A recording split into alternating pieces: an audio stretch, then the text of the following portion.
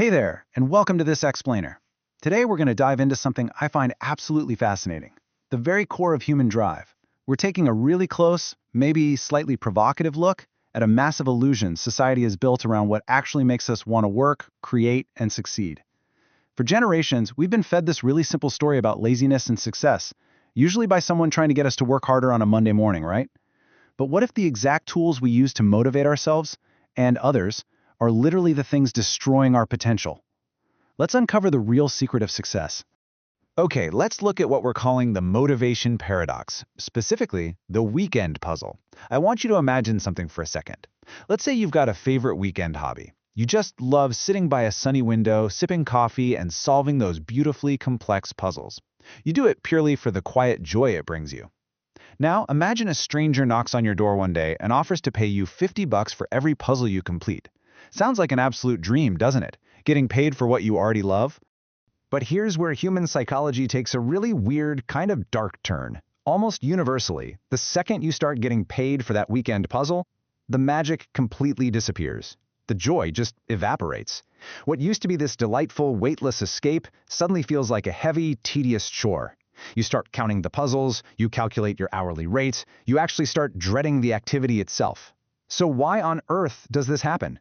Why does slapping a seemingly awesome reward onto something totally ruin the experience? Well, psychologists call this the Tom Sawyer Effect. You might remember Mark Twain's famous story where Tom tricks his friends into paying him for the privilege of whitewashing a fence. The big lesson there is that work is just whatever we are obliged to do, and play is whatever we are not obliged to do. The moment we introduce external incentives, like cash or rigid conditional rewards, we take the spontaneous pleasure of play and turn it into an obligation.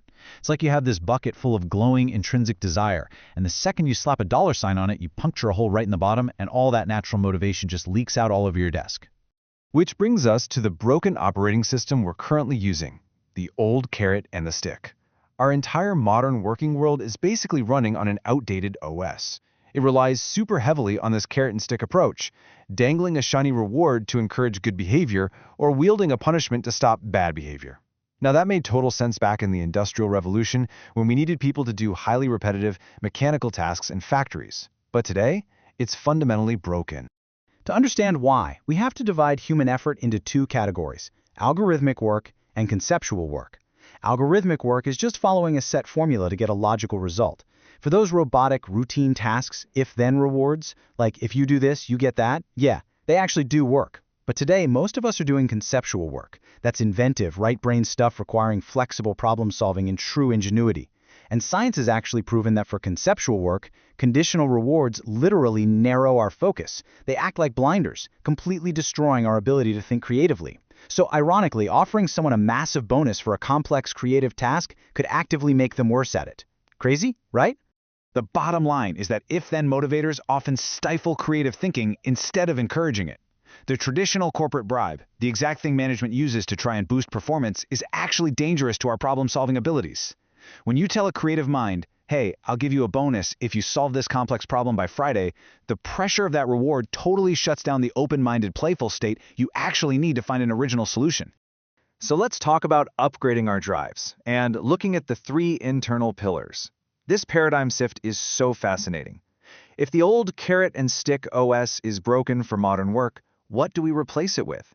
How do we genuinely achieve success and banish laziness without relying on bribes? Well, it's all about shifting completely away from those extrinsic external rewards and building a foundation on intrinsic drivers. Researchers have pinpointed three true scientifically backed pillars of lasting human drive. When you have these three elements in place, you don't need to be bribed or threatened to do exceptional work. You're driven from the inside out. Those pillars are autonomy, mastery, and purpose. Let's break down exactly how each of these internal pillars can totally transform the way we approach our goals. First up is the magic of autonomy, which is really about breaking the chains of micromanagement. Autonomy is this deep-seated psychological need we all have for self-governance. It's that fundamental human desire to direct our own lives, make our own choices, and feel like we're the authors of our own actions. The absolute opposite of autonomy? Micromanagement.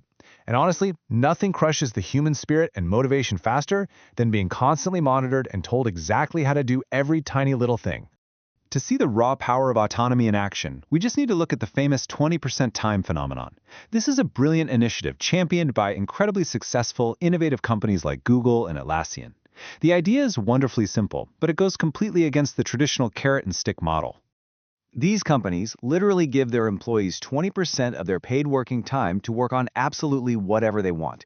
No strings attached, no immediate boss breathing down their neck, no predetermined goals, just pure, unadulterated autonomy to tinker with their own ideas.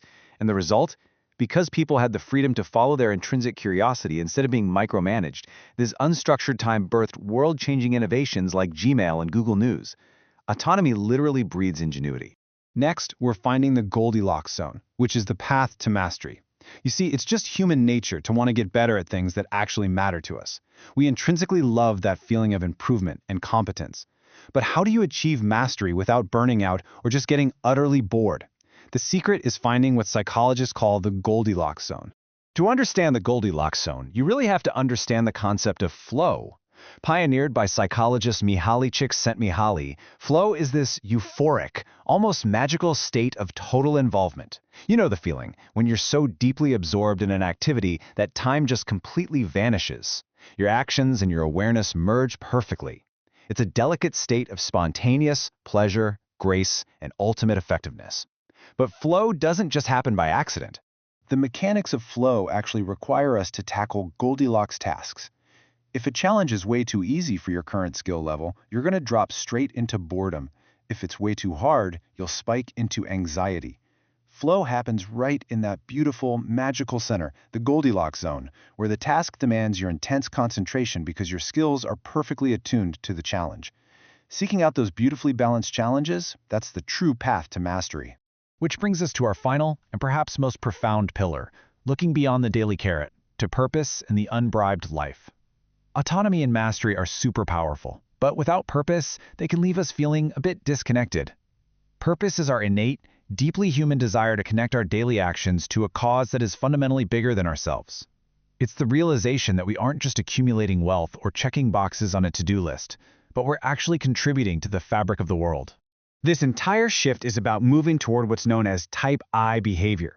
This is a mindset driven entirely by internal desires, the desire to learn, create, and improve our lives and our world. Think about how a child plays. They aren't playing to pad their preschool resume or earn a cash bonus. They play purely for the love of the game itself. We need to rediscover that unbribed joy. We really have to stop bribing ourselves with artificial rewards just to get through our days. So, I want you to grab a magnifying glass and take a hard look at your own motives. Look closely at why you do what you do. Are you shrinking your creative potential by constantly chasing external approval, grades, or bonuses? Or are you cultivating tasks that offer autonomy, mastery, and purpose? It's time to focus your lens on the intrinsic value of your work, rather than obsessing over the external reward dangling at the finish line. At the end of the day, we have to remember, we are not horses chasing a daily carrot on a stick. We are complex, creative, profoundly capable human beings. True happiness, and paradoxically the very best, most innovative results in life, simply don't come when we're fighting exhausting battles for an external bribe. They arrive quietly, beautifully, when we listen to our own inner voice, honor our autonomy, seek mastery, and do something that is deeply meaningful.